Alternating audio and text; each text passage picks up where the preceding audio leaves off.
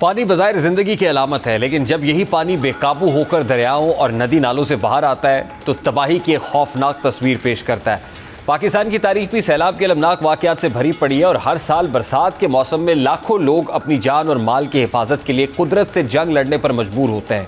इस बार भी सूरत हाल कुछ मुख्तलिफ नहीं है। दरिया सतलुज और चिनाब में खतरनाक सैलाबी रैले ने पंजाब के कई अजला को अपनी लपेट में ले लिया है, जहां बस्तियां ज़ेरे आब आ चुकी हैं और लोग खुले आसमान तले जिंदगी गुजारने पर मजबूर हैं। ताज़ा तरीन रिपोर्ट्स के मुताबिक भारत ने एक बार फिर दरिया सतलुज में पानी छोड़ दिया है, जिसके बायस दरिया के किनारे आबाद इलाके शदीद खतरे की जद में।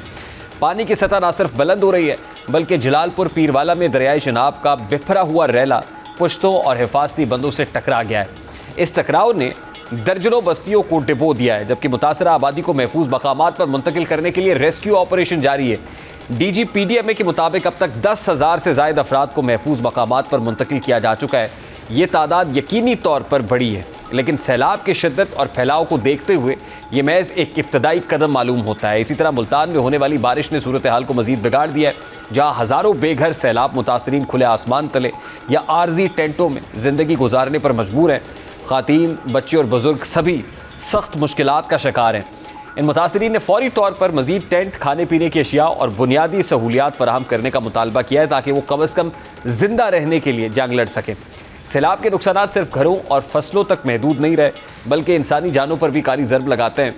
हाफिज़ाबाद से आने वाली खबर ने पूरी कौम को गमगीन कर दिया, जहाँ एक गरीब किसान की बरसों की कमाई और तमाम सरमाया लम्हों में पानी के सपुर्द हो गया है। उसका घर, मवेशी, चावल की फसल और ज़रिए आलात सब कुछ तबाह हो गया है। इस शदीद माली नुकसान का सदमा वो बर्दाश्त नहीं कर सका और दुनिया छोड़ गया है। 4 बेटियों और 1 बेटे का बाप अपनी औलाद को बेसहारा छोड़ गया और अब ये मासूम बच्चे हुकूमती इमदाद और माशरती हमदर्दी के मुंतज़िर हैं। ये वाक़या इस हकीकत की अक्कासी करता है कि सैलाब सिर्फ ज़मीनों को नहीं बल्कि ख़ानदानों को भी उजाड़ देता है। पंजाब के दरियाओं में सैलाबी कैफियत मुसलसल बढ़ रही है। हेड पंजनत पर ऊंचे दर्जे का सैलाब रिकॉर्ड किया गया है, जहां पानी का बहाव 5,54,000 क्यूसेक से भी तजावुज़ कर गया है। इसी तरह दरियाए चिनाब पर, हेड तरीमू और दरियाए रावी में सदनाई और बल्लोकी के मकामात पर भी ऊंचे दर्जे के सैलाब मौजूद हैं। सिर्फ तरीमू पर पानी का बहाव 5,43,000 क्यूसेक तक पहुँच चुका है, जो किसी भी वक्त मजीद बस्तियाँ अपनी लपेट में ले सकता है। दरिया सतलुज में गंडा सिंह वाला के मकाम पर भी ऊंचे दर्जे का सैलाब रिकॉर्ड किया गया है, जिसने मकामी आबादी के लिए खतरे की घंटी बजा दी है। ये तमाम सूरत हाल देखते हुए वज़ीर इत्तलात पंजाब अज़मा बुखारी कहते हैं कि जनूबी पंजाब में सैलाबी सूरत हाल बिगड़ रही है। 4 माह से मानसून ख़त्म हो रहा है, लोगों की परेशानियाँ ख़त्म होने का नाम ले रही हैं। दूसरी जानिब सैलाब मुतासरीन दुहाई दे रहे हैं कि उन तक इमदाद नहीं पहुँच रही। सैलाब मुतासरीन का इस हवाले से अपने वो किन जज्बात का इजहार करें, ज़रा वो भी आपको दिखाते हैं। भी टीमें भेजी थी, कोई कराया था प्राइवेट, यानी कि सरकारी सतह पे कोई भी नहीं आया। 90-95% मकान गिर गए हैं, कोई चीज़ नहीं रह गई। तकरीबन 400 बस्तियां हैं, 400 बस्तियां, हज़ारों की तादाद लोग हैं, मर रहे हैं, कोई नहीं आ रहा। साढ़े बच्चे दरख्तों ते चढ़े बैठे वल्ला बा मैं पाक धरती तो थी ते आया, कोई तवज्जो का नहीं हुकूमत दी साढ़े पासे, ना कोई मर गए, साकू महल की जरूरत का नहीं, साकू दाने की जरूरत का नहीं, सारे बच्चे वजन। कोई भी तिब्बी सहूलत फराम नहीं की गई है, कोई भी खैमा यहाँ पर नहीं लगाया गया है।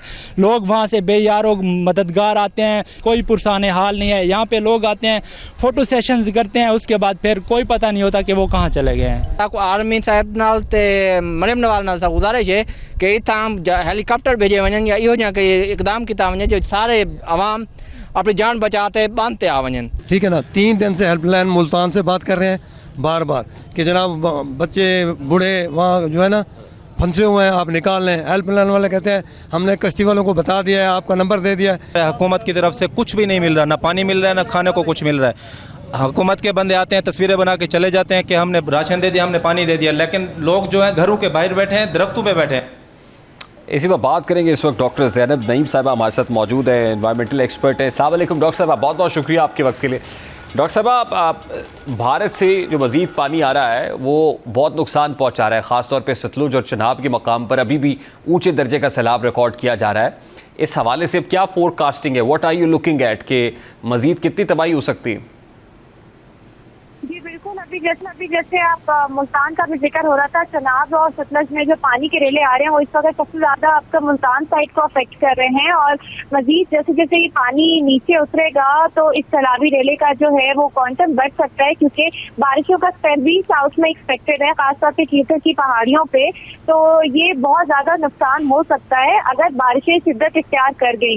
दूसरी बात ये कि आपकी खड़ी फसल तबाह हो रही है। इसके अलावा मैं देख रही थी कि आम के बागात भी तबाह हो रहे हैं, यानी इतना ज्यादा पानी है कि पूरे जंगलात जो है वो डूबे हुए हैं। तो आम के तो इसके साथ साथ हम देखेंगे कि जब पानी उतरेगा तो यहाँ पे फूड इनसिक्योरिटी का इश्यू क्रिएट हो सकता है, सब्जियां फल महंगे हो जाएंगे और फिर आप तखमीना लगा सकेंगे कि कितना नुकसान हुआ है। फिर एक और बहुत बड़ा फैक्टर है कि क्योंकि इंडिया के डैम से पानी छोड़ा जा रहा है तो डैम्स में रेत बहुत ज्यादा है।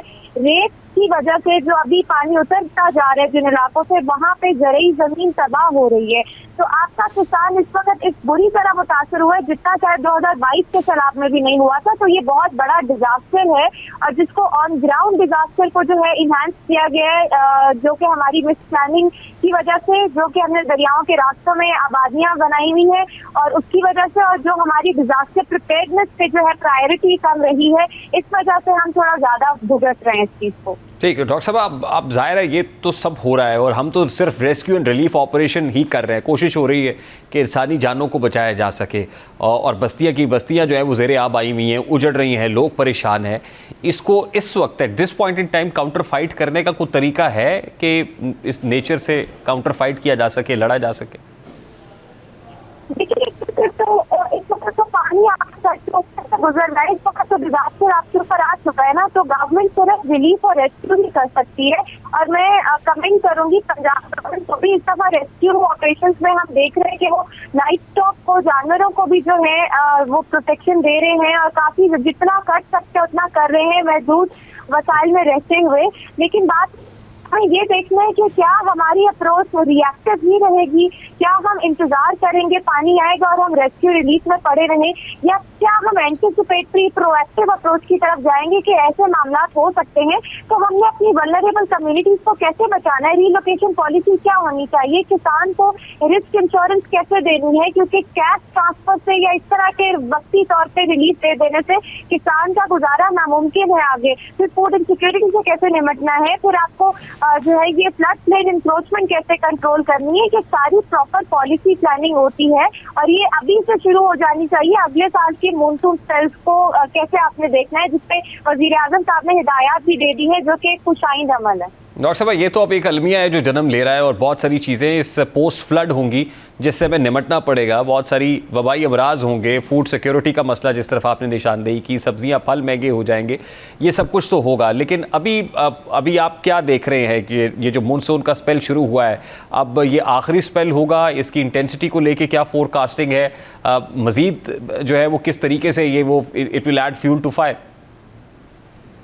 देखिए 15 सितंबर तक तो अभी स्पेल्स प्रिडिक्टेड हैं। 15 सितंबर के बाद आप 15 सितंबर के करीब आप पहुंच के देख सकते हैं कि इसके बाद क्या ड्राई स्पेल है या बारिशें मजीद हो सकती हैं। क्योंकि मैं एक जगह देख रही थी कि ये भी प्रोबेबिलिटी है कि पैसिफिक ओशन में एक प्रोसेस होता है लानीना, जब उससे पैसिफिक ओशन की जो है ओशन ठंडा होता है तो वो ज्यादा बादल और बारिशें साउथ एशिया के खित्ते की तरफ भेजता है।